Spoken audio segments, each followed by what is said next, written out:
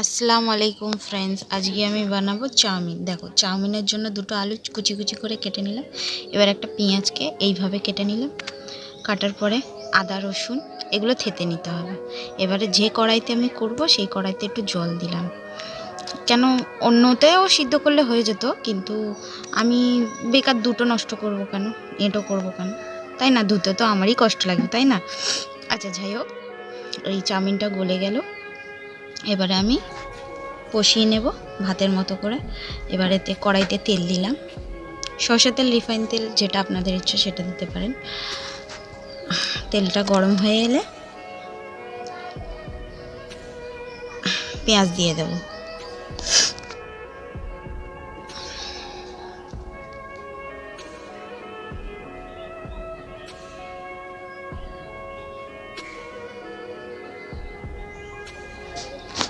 এবার আমরা আলুটা দিয়ে দেব, কুচি করা আলুটা দেওয়ার পরে ভালো করে নেড়ে চেড়ে লাল করতে হবে। এই যে দেখুন, এরকমভাবে ভালো করে নেড়ে চেড়ে লাল করে নিয়ে লালটা ততক্ষণে লাল হচ্ছে, ততক্ষণে যে আদা রসুনটা আমরা বার করে রেখেছিলাম সেটা থেতে নিলাম। থেতে নেওয়ার পর দেখুন আবার নেড়ে চেড়ে নিয়ে লাল হয়ে যাওয়ার পরে ভালো করে কিন্তু নেড়ে চেড়ে নিতে হবে, যাতে নিচে না লেগে যায়। নিচে লেগে গেলে আবার খেতে ভালো লাগবে না, গোটা গোটা থাকবে না, ভেঙে যাবে আলুটা। দেখো, ভালো করে লাল হয়ে যাওয়ার পরে এতে দিলাম গুঁড়ো লঙ্কা, তারপরে গুঁড়ো হলুদ, তারপরে জিরে গুঁড়ো, ধনে গুঁড়ো, সব কিছু দিয়ে ভালো মতো নেড়ে চেড়ে আবার একসঙ্গে করে নেব মিশিয়ে।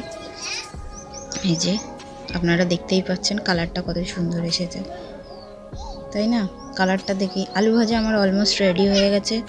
এবারে এর মধ্যে আমি দিয়ে দেব একটা ডিম ভেঙে দিয়ে দেব। তো লবণটা একটু বেশি দিতে হবে, কারণ এর মধ্যে চাউমিন আসবে, ওই জন্য লবণটা একটু বেশি করে দিলেই ভালো হয়। এবারে এই আলুগুলো ভালো করে আমি সাইড করে নিলাম। সাইড করে নিয়ে এতে আদা রসুনটা দিয়ে দিলাম, থেতা আদা রসুনের কথা মানে দেখে মনে পড়লো যে আদা রসুন, আমার শাশুড়িকে যখন বলতাম ম্যাগিতে আদা রসুন দেয়, তখন আমার শাশুড়ি খুব হাসাহাসি করতো আমাকে নিয়ে। কিন্তু একবার তো খেয়ে দেখলে তো বুঝতে পারতো। কোনোদিন আমাকে হাঁড়ি চুলো ঠিক করে ছেড়েই দিত না যে আমি এগুলো করব। যাই হোক, তারপরে একটা ডিম দিয়ে দিলাম।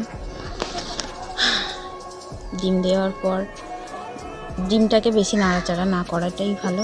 হালকা হালকা নাড়াচাড়া করলে গোটা গোটা রয়ে যাবে, নয়তো সেই গুঁড়ি গুঁড়ি হয়ে যাবে, ভালো লাগবে না অতটা।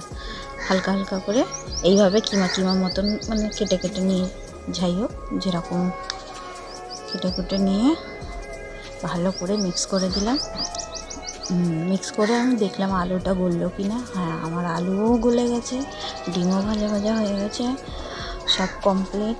সব কিছু আমার মশলাটা রেডি হয়ে গেল, লাল হয়ে গেল। এরপরে আমি ভালো করে আবারও নাড়াচাড়া করে নিলাম। তারপর এবারে আমি এতে দেবো সিদ্ধ করা চাউমিনটা, এতে দিয়ে দেবো আস্তে আস্তে দিয়ে একটু একটু করে দিতেও পারেন আপনি, নাহলে একসঙ্গেও পুরোটা দিতে পারেন, যদি নাড়াচাড়া ঠিকভাবে করা যায়। তো আমি অল্প অল্প করে অল্প দিয়ে প্রথমে একটু নেড়ে চেড়ে নিলাম, তারপরে আবার বেশি দিলাম। এখন অল্পটাই আমি করছি, তাহলে সেই একসঙ্গেই দিয়ে দিচ্ছি, সব নাড়াচাড়া করে নেব। হ্যাঁ, ভালো করে নাড়াচাড়া করে নেওয়ার পরে এই যে দেখুন, এইরকমভাবে ভালো করে নেড়ে চেড়ে নিতে হবে। নিয়ে একটু ফ্লেমটা লো করে দেবেন। ফ্লেমটা লো করলে কি হয়, নিচে লেগে যাবে না।